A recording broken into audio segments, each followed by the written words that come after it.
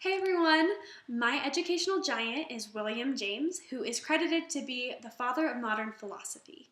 He is also credited to be one of the most insightful and stimulating philosopher that has ever come from the United States. James was born in 1842 to a privileged family. He was the firstborn to Henry James and Mary Walsh, and he was born in New York City. A fun fact about William James is that he was fluent in 5 languages by the time he was 18 years old, which I think is absolutely incredible. Another fun fact about William James is that he was family friends with people like Thoreau, Emerson, Greeley, and Mill, and I think that that's pretty important considering that he had those kind of major influences in his life. He started his education in New York City as a young boy, but in 1855 his family moved to Europe. In Europe, he developed a love for painting and he wanted to study painting. So he actually studied painting under William Hunt, who is an English landscaping painter. His father was very against this. He didn't want William James to do this. He wanted him to study medicine or something like that instead of paint.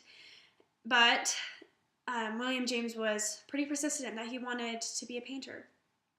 However, he abandoned that idea and said, in 1861, he abandoned it and entered the Lawrence School at Harvard University. And after he graduated there, he entered the Harvard School of Medicine starting in 1864. William James earned his physiology degree, and he never actually practiced medicine, though, because of some health issues that he had. William James found out after a time that his family's fortune was starting to dwindle, so he decided he wanted to make something of himself and stop relying on his parents' money. So he actually went on a limb, and he went to the Amazon, and he decided to study medicine there, and he went with Louise Agassiz, and I think that's how you say it. I'm sorry if I totally slaughtered that. I'm sorry, but I believe that's how you say it. But however, this expedition for him was not a pleasant one. He actually did not enjoy it, and he actually says, quote, "I was body and soul in a more hopeless, homeless, and friendlyless state than I ever want to be in again," end quote. And actually after this expedition, he started to suffer from depression, and which he struggled with his whole life, actually. But after he was really down and hard on himself, he moved to Europe to study, and he studied for 2 years in Germany and France. And he studied with Hermann von Helmholtz, and I believe that's how you say that. I'm sorry, I'm horrible with these names. But after that, he became exceedingly interested in psychology.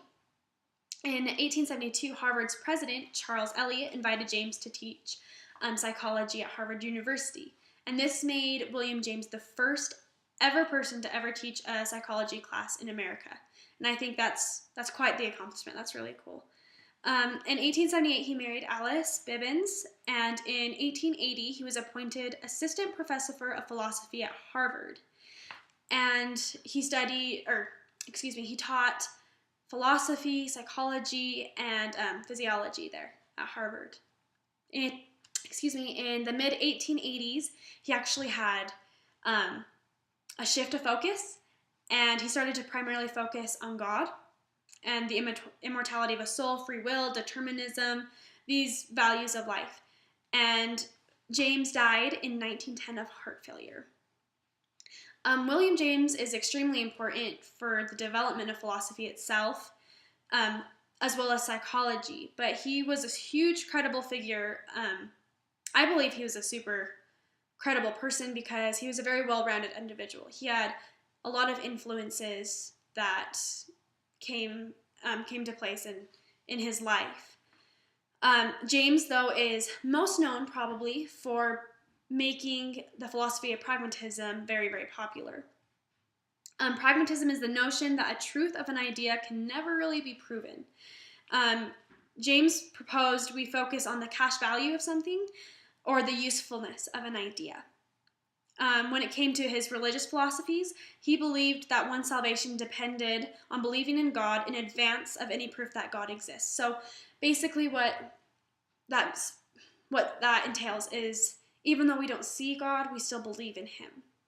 And he thought that we should develop that, or that's how it was in a society as well. He said, quote, A social organism of any sort is what it is because each member proceeds to his own duty with a trust that the other members will do their part. A government, an army, a commercial system, a ship, a college, an athletic team, all exist on this condition, without which not only is nothing achieved, but nothing is even attempted. And close quote. So he believed that we have a lot of trust in people and things and objects, and even though we don't know the sun will rise tomorrow, we trust in it. Even though we don't know our coworkers are putting in their best effort at work, we still trust that they do. So we put a lot of trust in society, even though we don't have 100% assurance that it's going to happen. So, like I said, James made pragmatism actually extremely popular. James defended it in 1898 in an address in front of the Philosophical Union in the University of California. James believed that pragmatism helped resolve the clash of two ideas. He believed that there was the tough-minded people and the tender-minded people. He believed that the tough-minded people, believed in science and the facts, things like that. And the tender-minded people had a soft spot for religion and believed in God, and, they were more sensitive and they were more optimistic. As a result of this, James was a huge believer in pragmatism, and he believed that because of this, we make our own reality. Who we associate with, our influences, and our experiences, those make us who we are, and that becomes our individual reality. He believed that reality was an action, and it is the experiences that work for you. So it appealed to both sides. The analytical, tough-minded people could believe in science and proof of things, and the tender-minded people could believe in their spiritual experiences. And I think that it's cool that we have this idea of pragmatism because it kind of relates to the gospel, and I appreciate it because of my testimony of this gospel, and I know that my deep testimony will always trump any scientific study or whatever comes out in the future. I just love this gospel, and I love my testimony, so I think it's cool that through pragmatism, I'm able to know that that is my reality, and that can be my reality. So thank you so much for watching, and have a great week, guys.